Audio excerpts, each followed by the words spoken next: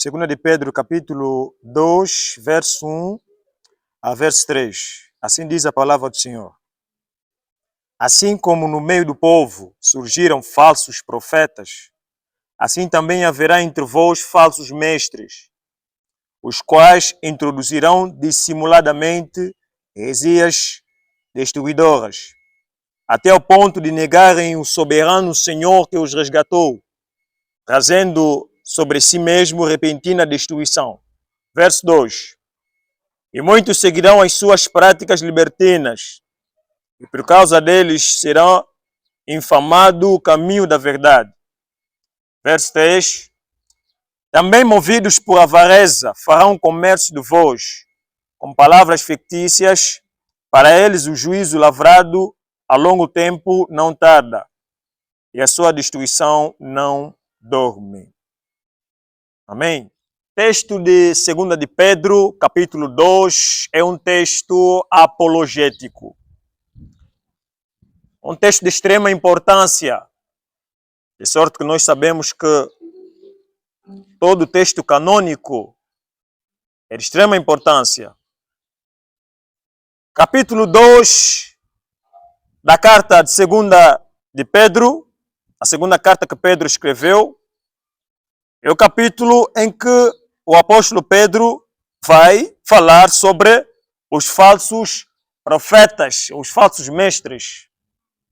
Vai fazer uma exposição por ordem, por escrita, escrevendo sobre as advertências contra os falsos profetas. Meus amados irmãos,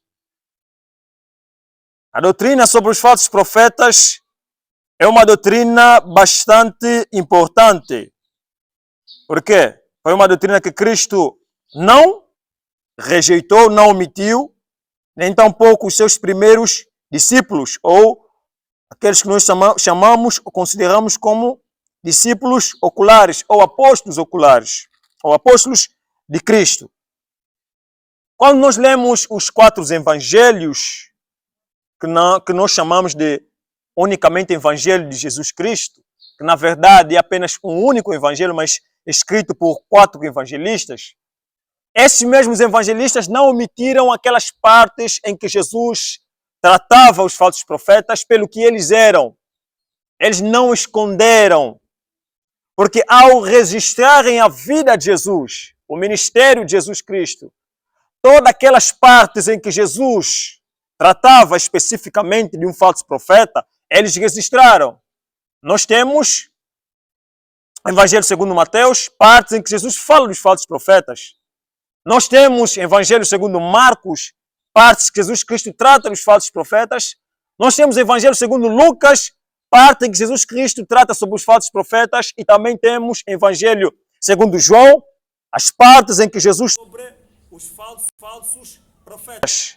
Então, meus amados irmãos, se Jesus não ignorou, Jesus atacou os falsos profetas, falou contra os falsos profetas, e não somente contra os falsos profetas, e também contra os falsos ensinos. Então temos que saber que esta doutrina é uma doutrina de extrema importância. E não somente Jesus. Os apóstolos canônicos como Paulo, João, Pedro, Tiago e Judas também abordaram sobre os falsos profetas. Se esses homens canônicos abordaram contra os falsos profetas, contra os falsos ensinos, nós também devemos fazer a mesma coisa. Aliás, nós sabemos que está escrito que aquele que diz estar nele também deve andar como ele andou. Então, ao lermos as Sagradas Escrituras, deveríamos nos questionar qual era o posicionamento de Cristo sobre os falsos profetas. Qual era a posição de Cristo sobre os falsos mestres? Assim como Cristo se posicionou contra os falsos profetas em sua época, assim também nós devemos nos posicionar. Amém? Alguns líderes, pastores, eles ensinam suas ovelhas a pensarem que todos aqueles que pregam contra os falsos profetas se acham como únicos verdadeiros. Por isso é que muitas igrejas, muitos crentes têm sido negligentes quanto ao ensino contra os falsos profetas e as falsas doutrinas. A pregação contra os falsos profetas serve para poder fortalecer o sistema de defesa de uma determinada igreja.